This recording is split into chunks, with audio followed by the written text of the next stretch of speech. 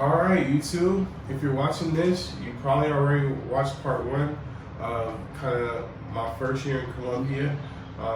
In part one, I just broke down everything that has happened in my first year, all the things that I really went through while living out here, my experiences mainly. So without any further ado, go ahead, hit that like button, comment down below, and definitely subscribe if you haven't. Hit that notification bell so you know when I upload a new video. And yeah, with this second part video, part two, I really want to get into some of my takeaways about Colombia, some things I could say for sure that I learned about Colombia that I didn't know, didn't expect, and then kind of just my opinion on a couple things like girls, and just kind of the people overall and the country overall. So if you stay tuned to the end, we'll get into the girls and all that. So takeaway number one, my first takeaway about Colombia, I'll say Colombians are motherfucking crazy. Like, there's no way to beat around the bush. Like, you meet some crazy people, just like in the States, you know, you meet crazy people. They're just into different stuff. The way of life here is just completely crazy for somebody that is coming from the States, because things just tend to work differently. And if you have to do, you know, certain things like visa process was horrible for me. We got it done, but I mean, it was horrible. Like, it took so long. I mean, it was in the quarantine, so I mean, I get, you know, things may take a little extra time, but you know, sometimes there's just not a set way of doing things. People are, you know, and there's always like new laws and new rules and rules that they don't write down, but only one person knows it, you know, and it's just crazy the way that things work here. And in terms of processing things, like I had to get a refund for a dryer that I ordered by accident, and it took me, no kidding man, it took me about 6 months to get the refund after I had to go back to Exito like 15 times, like just to get this one refund. So stuff like that, it's like, man, this country, it just makes you think like, man, this place is crazy. How do people live like this? How do people get stuff done? And you will experience some of that here. Like, it's just different from the States. I guess, you know, in the States we have a very particular way of doing things, and that's why, you know, the States is such a desirable place to live, because everybody is held accountable. Here, you know, people,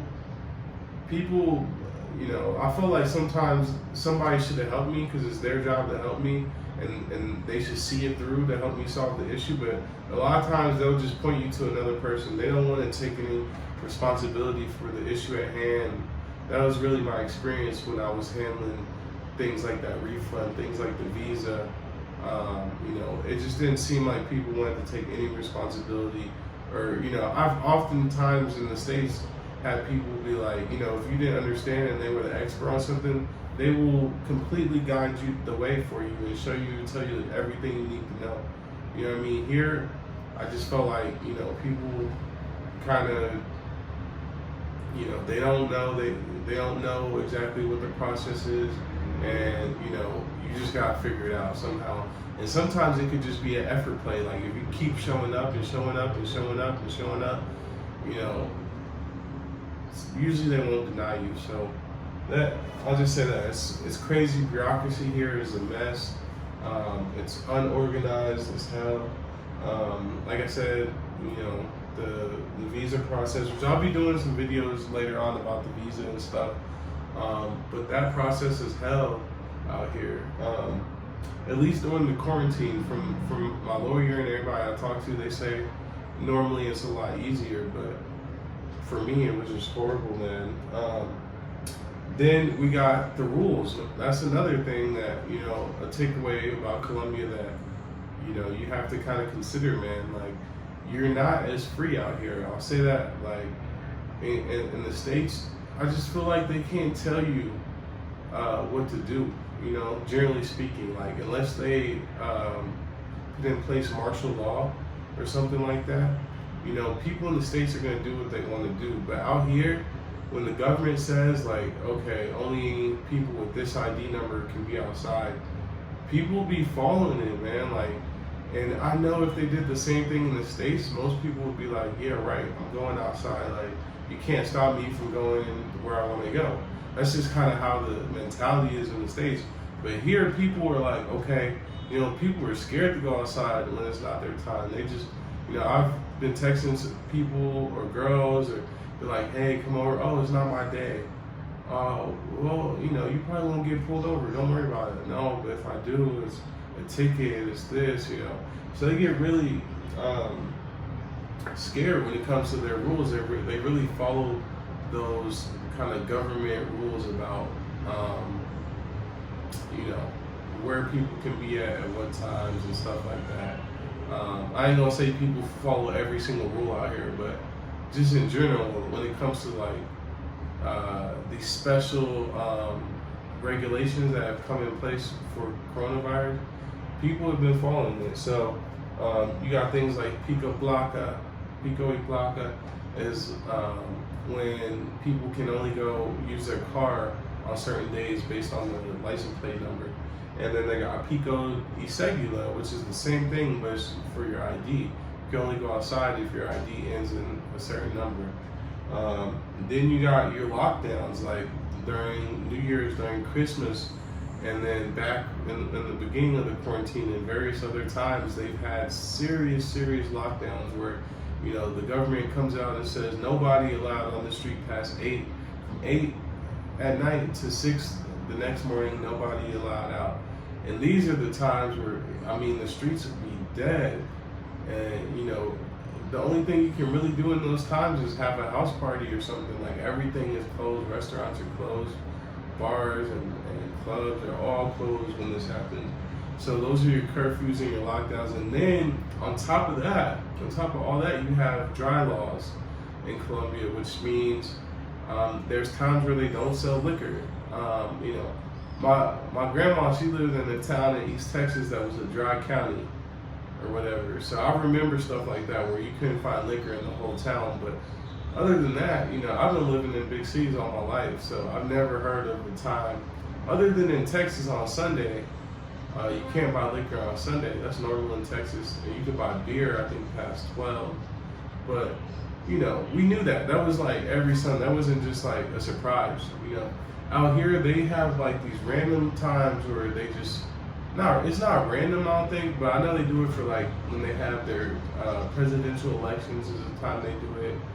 Obviously, every time they do a curfew, it seems like they do a dry law as well. But basically, it just means all the liquor stores are closed. Sometimes it means the restaurants can't sell you no liquor. And these have been from like Thursday to like the following Monday sometimes. So they're like 3-4 days. So if you're not stocked up on liquor, you're shit out of luck. So that's one thing. So that all goes into the too many rules for me, right?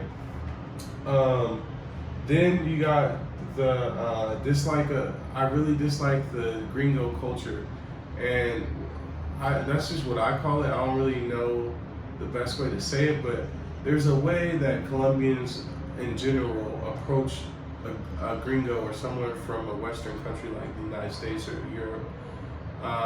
They tend to see you more for money, and a lot of times, unless you're dealing with some real genuine people, it don't matter what the circumstance is, they will try to exploit you in some type of way. So that's especially true when it comes to girls more than anything. And then it can happen with like your taxi driver, your street vendor, the people in Central that you might be trying to get a good bargain from. Once they figure out that you're not from there, they definitely are going to be trying to charge you more than they would charge a normal Colombian, right? Now, that's widely debated. A lot of people say they don't care about that, or they do care. But, I think it wouldn't be such a big deal for me if I was just here for 2 weeks or a month. But when you live here, that shit gets old, man. You just don't want to deal with that all the time. And it starts to just get disrespectful, and you feel disrespected more than anything. So that is a major one. And, I don't accept that shit from nobody out here. Like, cab driver or street vendor, if you're trying to, make an example out of me or get more out of me than the normal person, if you don't treat me like a normal person, then I'll just go somewhere else, take my money somewhere else. You know what I mean? And then, you know, if I figure out a girl is only messing around with me for perks or something like that, then of course, you know, you just don't want to be with that, involved in that. So you just move on. So yeah, that's just how it is. There's a lot of begging people out here. You know, you gotta get used to that a little bit. You know, people will oftentimes while you're eating come up and ask for money and whatever. So one thing I love here is the food, man. There's some really good food out here in Colombia. You know, I've never gotten food sickness or stomach flu or none of that out here. Knock on wood. Which is surprising. You know, you could get that in America sometimes. So, you know, pretty much most of the restaurants I've tried have been really good, exceeding at my expectations. There's been very few experiences that were below par, right? So, yeah, man, I'd say there's a lot of cheap food, obviously, and then there's a lot more healthy options out here in Colombia. And the portion size, it sometimes is really big, like American size, but sometimes, normally it's perfect portion. Yeah, so another thing is I love the weather, right? So the weather in Colombia is spectacular, man. It's great. 99% of the time, minus, you know, a little bit of rain here and there. Like, and the rain usually comes and goes within an hour, especially in Medellin. In Bogota, expect the rain to last a lot longer. And obviously it's a lot colder. But in Medellin specifically, this is almost like California weather, man. It's like LA weather, except it rains more. So me coming from Texas, where it's hot one day, freezing cold the next day, you know, I really value the weather here, and that's a big sticking point for me, because I love to be outside.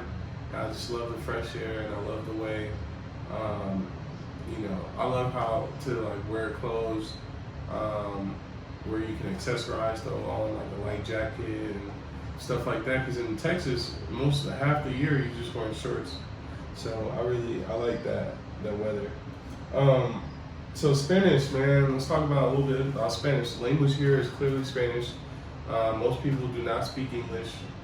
Most people expect you to speak Spanish. So Spanish itself is not easy, man. It is a hard language to learn. You might knock out some basics and whatever, but to get conversational, it takes time and it takes practice. So Spanish is not easy, but it's well worth it if you're going to be here for a large amount of time. You have to know Spanish. It will completely change the trajectory of your time here, to be honest with you. So yeah. Here they love their classic music, man. So for music, you know, I listen to a lot of reggaeton and new music and stuff, but when you go out, and most of the time if you're at people's house and stuff, they're playing the same songs, the same classics, the same song. It's a lot of salsa music, bachata, and all that type of stuff. And then another takeaway that I have for the 1 year is people here do not seem to be very political. If you're from the States, you know how political people can get and how people love talking politics and whatever. I've tried to get into political conversations with people here, and most of the time they just tell me, you know, the government people, they do what they want, or they rob us, and they just don't trust the government. That's the main thing, but it don't seem like they have a lot of political activism or involvement, or at least I don't hear about it much. So that's just a takeaway that I have. Now, those are the main takeaways. I want to get into a specific kind of topic, which would be girls, right? So a lot of guys come here looking for a girl or hear about the Colombian girls and things like that. Now, for me, I've dated a few Colombian girls even before I moved here, so I kind of knew a little bit more than the average. But yeah, I'll just jump into kind of some takeaways I have about the girls here in Medellin. obviously you need to learn some Spanish if you're gonna be dealing with a girl here that's from here, because she probably don't speak Spanish. I mean, she probably doesn't speak English. If she does, then that's a really good thing. That's very rare here. Like if you find a girl that speaks really good English, then that's awesome. And the girl I was living with, she did speak really good English, so that was cool. Many girls do just want to use you, just to be straight up, man. Like it goes back into that gringo culture, but if you're, that's why I suggest you deal with a girl that's got something for herself. Because if you deal with these girls that ain't got nothing, they are 9 times out of 10 gonna use you. And you kind of feel like it kind of makes you feel like okay with it because you know they don't have nothing, but at the same time, I don't know. For me, I don't like girls that are not doing anything for me. Like you don't have to. It doesn't have to be money, you know.